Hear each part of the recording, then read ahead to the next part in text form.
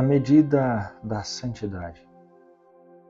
Ordenando que sejamos perfeitos como o Pai que está nos céus é perfeito, Jesus Cristo quer fazer-nos compreender que nós devemos crescer sempre em graça e santidade, sendo realmente impossível que cheguemos a alcançar aquela infinita perfeição que somente Deus possui.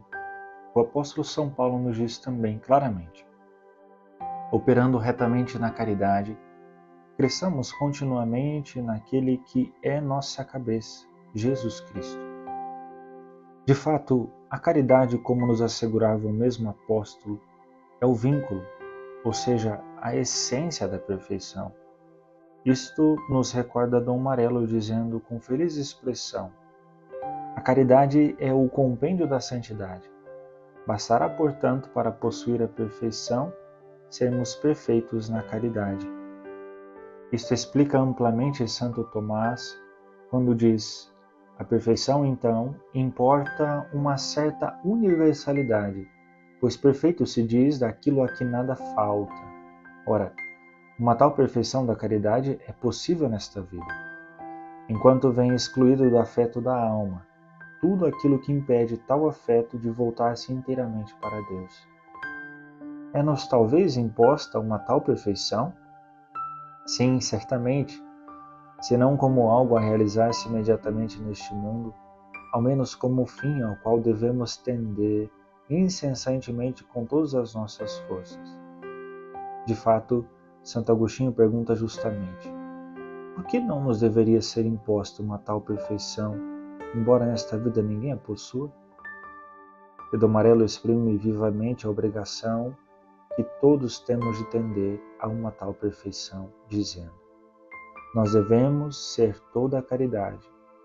Isto de fato prescreve o mandamento divino: amarás o Senhor teu Deus com todo o teu coração, com toda a tua alma, com todas as tuas forças e com toda a mente, e o teu próximo como a ti mesmo.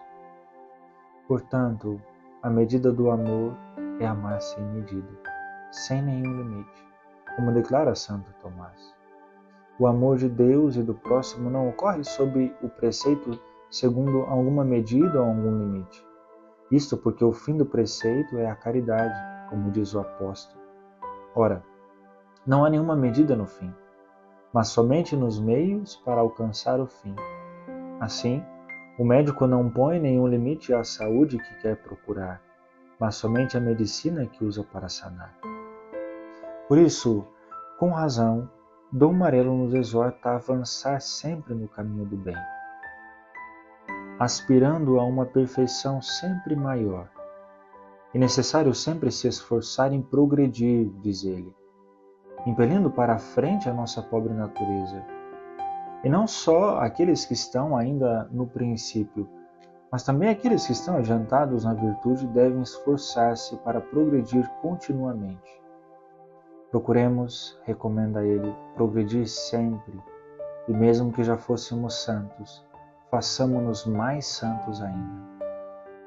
Em virtude de uma lei da natureza, o menino deve crescer incessantemente até a altura do homem perfeito, tanto que, se ele se detivesse no seu crescimento físico, não ficaria um menino, mas um anão deformado. Assim, na vida espiritual, se o incipiente não cresce continuamente na caridade, não é mais um principiante, mas torna-se anormal e, por assim dizer, um anão do ponto de vista espiritual. Isto afirma também Santo Tomás no seu comentário à Epístola de São Paulo aos Hebreus 6:1. Quanto ao progresso na perfeição, sempre deve esforçar-se o homem para alcançar o estado perfeito, porque no caminho de Deus o não progredir é um regredir, como diz São Bernardo. Para sensibilizar-nos mais às suas admoestações e persuadir-nos sempre mais da necessidade de andar sempre em frente no caminho da perfeição, Dom Marello recorria a uma bela comparação, dizendo: quando se vai a uma audiência com o rei, deve-se percorrer uma longa fila de aposentos, em cada um dos quais alguém poderia crer que se encontra o rei. Em vez, é necessário passar de aposento em aposento, continuando sempre em frente, até que chegue na sala do trono, onde reside o Rei. O mesmo ocorre na vida espiritual, que é como uma viagem para ir ao Rei do Céu. Nós devemos avançar sempre, de grau em grau, de dever em dever, de etapa em etapa, e não nos detemos nunca até que não ocorra o nosso encontro com o Rei do Rei, com o Rei do Céu, o qual nos dirá: vem, servo bom e fiel, entra na alegria do teu Senhor.